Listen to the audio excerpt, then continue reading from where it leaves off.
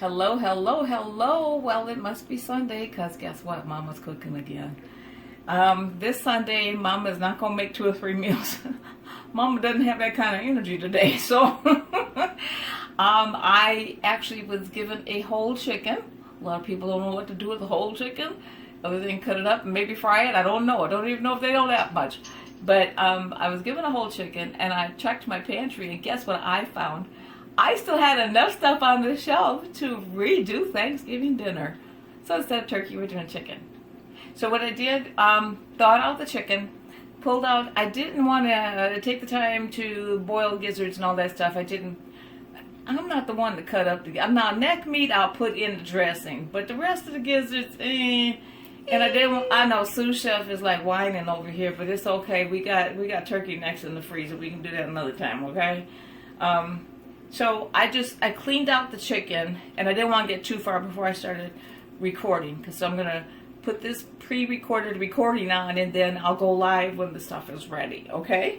So what I did was, with the whole chicken, like I said, I cleaned it out. I did leave some fat. You need some fat for flavor, people. Just don't get rid of all the fat, okay? And then I totally rinsed it out and cleaned it. Now I'm going to season the chicken on the inside and out. This is a little bit of pepper. I've got a little bit of, remember I bought the bulk seasoning, so I got a little bit of the onion powder. I don't have seasoned salt because I don't do seasoned salt. And then I'm going to put a little bit of the regular salt on there. Yeah, that was me unscrewing with one hand, so the lid went rolling. Okay. I will season the outside as well. I'm only going to season the top though, because actually when the juices run down, it will season the bottom and it'll be all good. And why do I have it in a bag? I have it in a plastic cooking bag because guess what that does? It cuts the cooking time, number one, and keeps it nice and moist. And it will still brown even in a cooking bag. Surprise!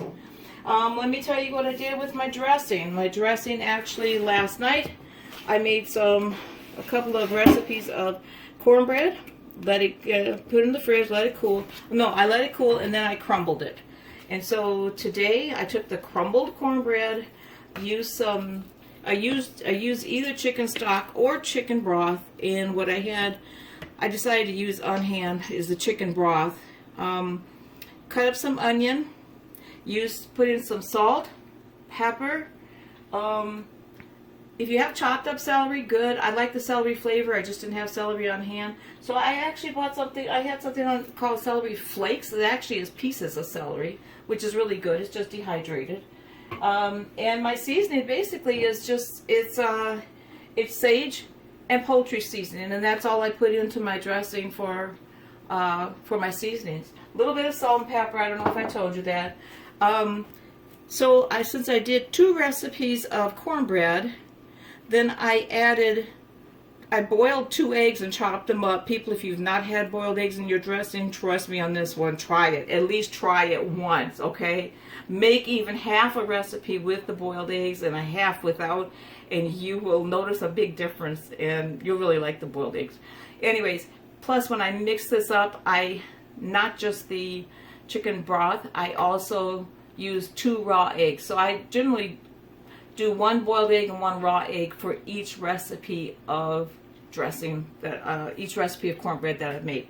So at this point, I'm going to go ahead and stuff the chicken. I'm going to try to move over here so sous chef can see without it winding up on the floor. And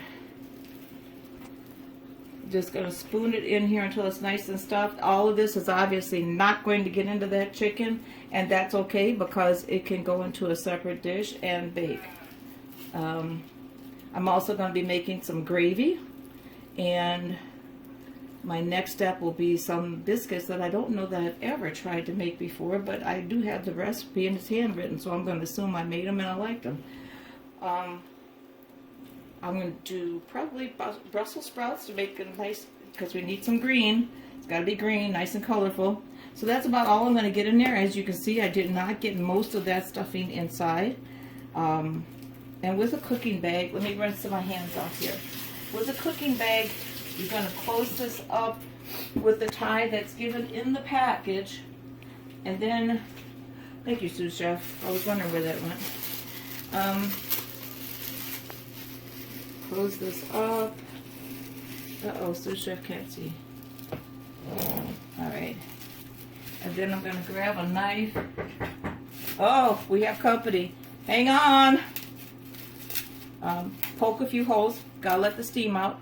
And then this is going to go in the oven. So, hang on just a second. Gotta let company in. I'll be right back. La la la la. Sous chef, sing for us, please.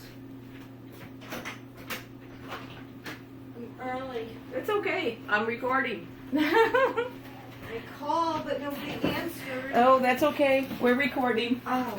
All right, so I'm going to stick this in the oven. It's been preheated to 350. I'm going to figure, I'll set the phone timer. That's what I'll do, hour and a half. My next step is to mix the Fresh Onion Biscuits. And what I did with this is took 2 cups of chopped onion, put them into a saucepan with 2 tablespoons of water, steamed them for 5 minutes. They're now drained and cooled.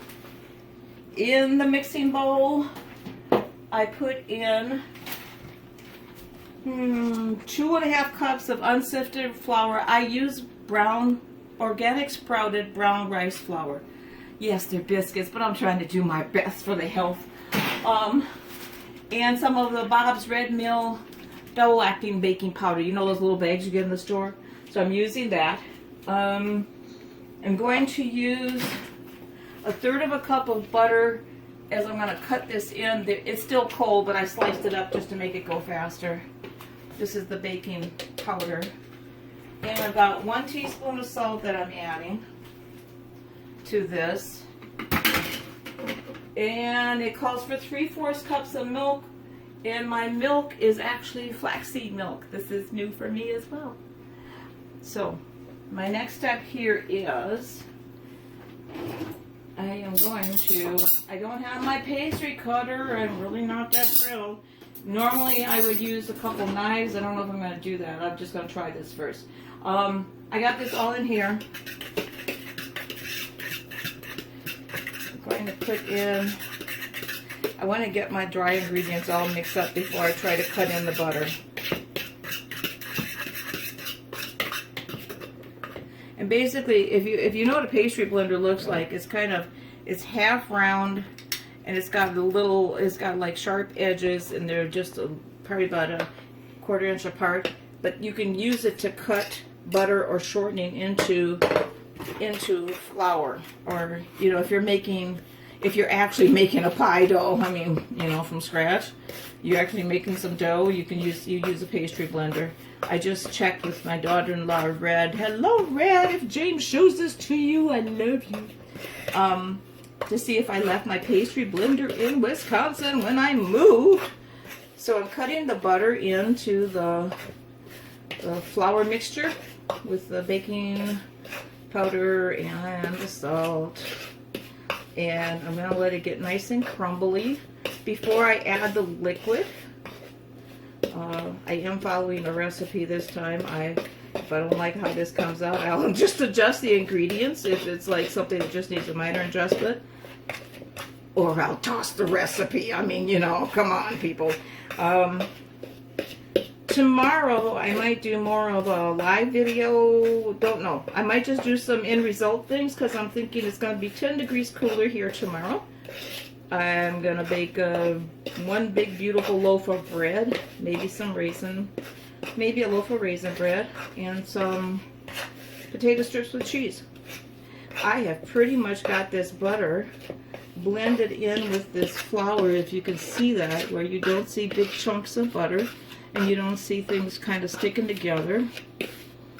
I think it's pretty even. Let me just check my recipe and make sure that I got enough stuff in there. Mix it until it resembles coarse meal. That's what it looks like to me. Gonna add the milk and then stir in the onions. Knead it lightly on a floured board. Roll out 1 inch thick, cut in 2-inch rounds. Alrighty, we're ready All righty. I wasn't ready for all of that. And Sue Shop is shaking her head. No. All right, folks. This is where we're going to go pause. And I'm going to mix this stuff up. Evidently, I'm going to knead it, roll it out, cut it into 2-inch rounds, and bake it. And I'll be back live when this is ready. I'll see you in a bit.